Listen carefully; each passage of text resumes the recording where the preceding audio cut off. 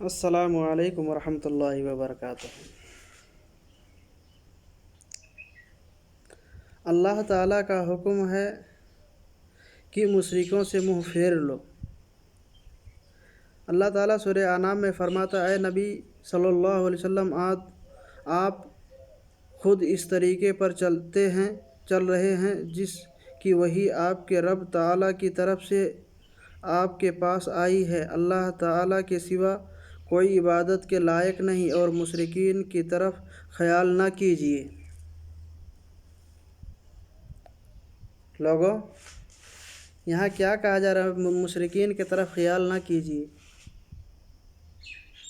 اور تم مشرکین کی طرف کیا مشرکین کے پورے حقوق دلانے کے لیے راضی کہتے ہو کہ ہاں ہم مشرکین کے حق دلائیں گے؟ واہ، انہیں بھی تحفظ ہے۔ اللہ اکبر۔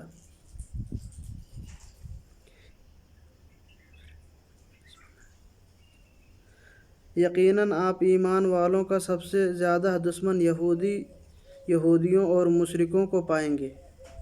کون سب سے زیادہ دشمن مسلمانوں کا؟ یہودی اور مشرک ہیں، بت پرست لوگ، اور یہودی بھی ہیں۔ اور تم ان سے دوستی کرنے کی بات کرتے ہو، کہتے ہو انہیں برابر کی حق ہونی چاہیے۔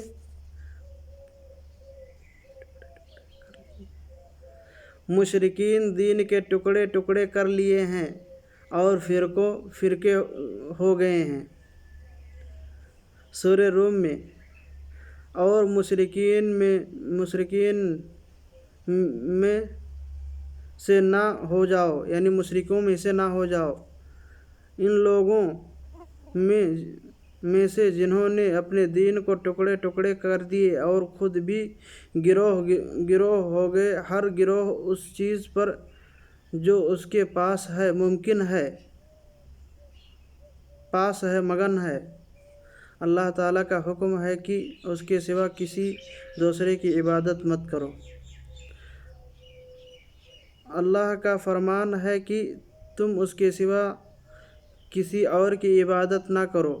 سورہ یوسف میں ہے، اللہ کے سوا دوسرے کی عبادت تم کو کوئی نفع دے سکتی اور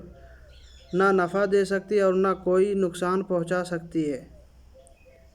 سورہ یونس میں، اللہ تعالیٰ کو چھوڑ کر کسی ایسی چیز کی عبادت مت کرنا جو تجھ کو نہ کوئی نفع پہنچا سکے اور نہ ضرر یعنی تکلیف پہنچا سکے۔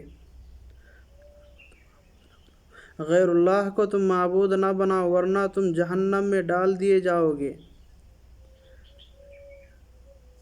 تو اللہ کے ساتھ کسی اور کو معبود نہ بنانا کی ملامت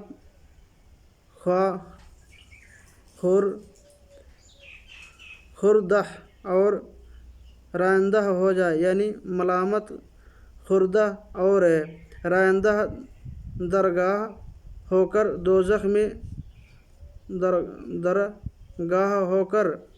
دوزخ میں ڈال دیا جائے۔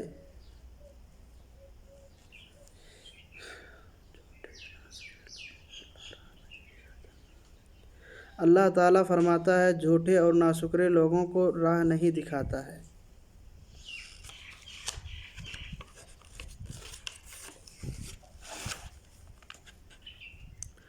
تو کہہ دے کہ تمام تعریف اللہ کے لیے ہی ہے اور اس کے بزرگیدہ بندوں پر سلام ہے۔ کیا اللہ تعالیٰ بہتر ہے یا وہ جنہیں یہ لوگ شریک ٹھہراتے ہیں؟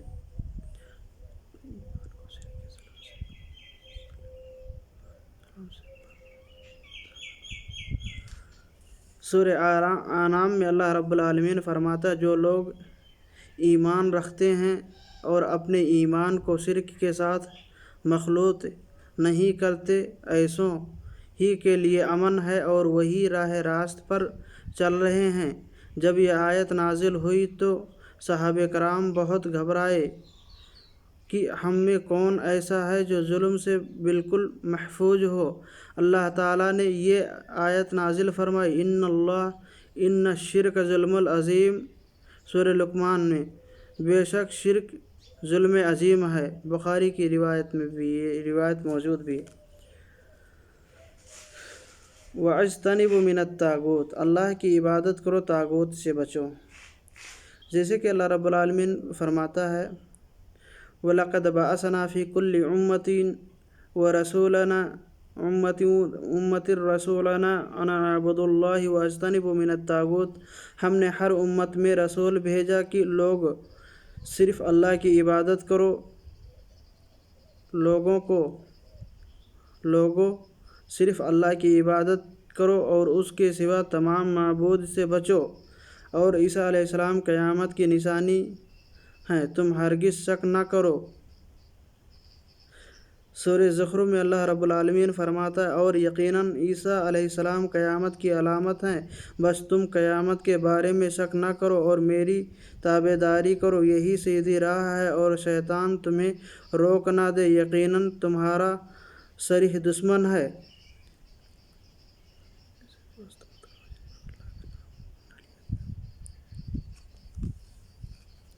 اور ایسے جانوروں میں سے مت کھاؤ جن پر اللہ تعالیٰ کا نام نہ لیا گیا ہو، اور نہ کام نافرمانی، گناہ اور فسق ہے، اور یہ کام نافرمانی ہے، گناہ اور فسق ہے، اور حقیقتاً شیاطین اپنے دوستوں کے ساتھ کے دلوں میں شکوک و شبہات ڈالتے ہیں تاکہ تم سے لڑیں جھگڑا کریں، دجل کریں۔ اگر اطاعت قبول کر لی تو تم ان کی اگر اطاعت قبول کر لی تم نے ان کی تو یقیناً تم مشرک ہو جاؤ گے۔ تم پر حرام کیا گیا ہے مردار اور خون اور خنزیر یعنی سور کا گوشت، بد جانور کا گوشت جس پر اللہ کے سوا دوسرے کا نام پکارا گیا ہو، اور جو گلا گھونٹنے سے مرا ہو، اور جو کسی ضرب سے مر گیا ہو، کسی چوٹ سے مر جائے، اور جو اونچی جگہ سے گر کر مرا ہو، اور جو سینگ مارنے سے مرا ہو، اور جیسے درندوں نے پھاڑ کھایا ہو لیکن اسے تم ذبح کر ڈالو تو حرام نہیں، اور جو آستانوں پر ذبح کیا گیا یعنی کسی غیر اللہ کے شرک کے، مثلاً شرک کے اڈوں پر، جہاں شرک ہوتی، کسی بھی قسم شرک کی ہو سکتی ہے، یعنی آستانوں یعنی شرک کے اڈوں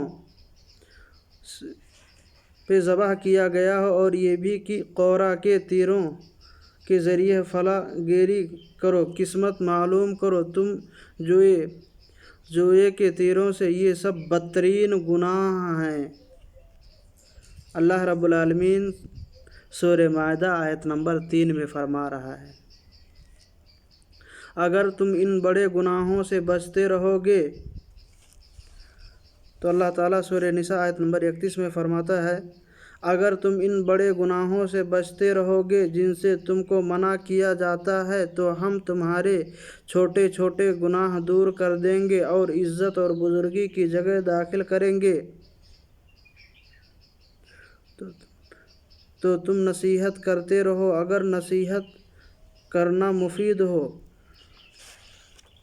تو آپ نصیحت کرتے رہیں، اگر نصیحت کچھ فائدہ دے۔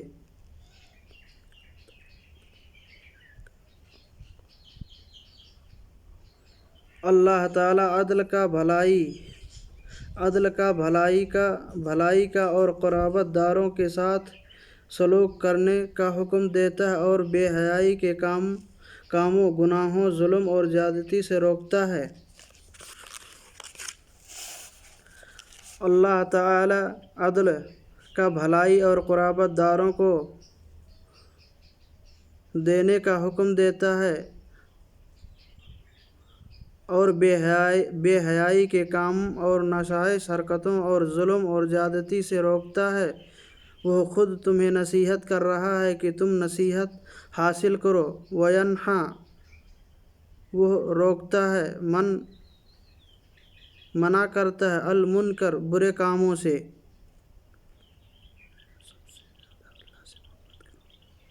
اے لوگو، سب سے زیادہ اللہ سے محبت کرو اور ورنہ انجام بہت برا ہے۔ بعض لوگ ایسے بھی ہیں جو اللہ کے شریک اوروں کو ٹھہرا کر ان سے ایسی محبت رکھتے ہیں جیسی محبت اللہ سے ہونی چاہیے، اور ایمان والے اللہ کی محبت میں بہت سخت ہوتے ہیں۔ کاش کہ مشرک لوگ جانتے، جب کہ اللہ کے عذاب کو دیکھ کر جان لیں گے کہ تمام طاقت اللہ ہی کو ہے، اور اللہ تعالی سخت عذاب دینے والا ہے، تو ہرگز شرک نہ کرنا۔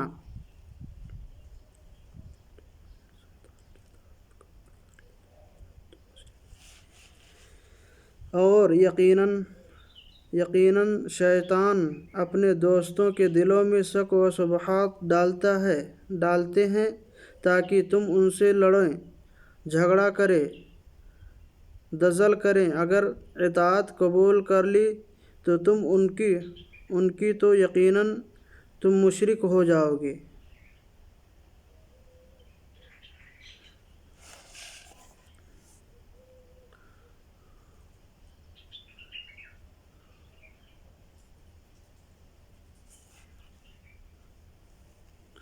السلام علیکم ورحمۃ اللہ وبرکاتہ۔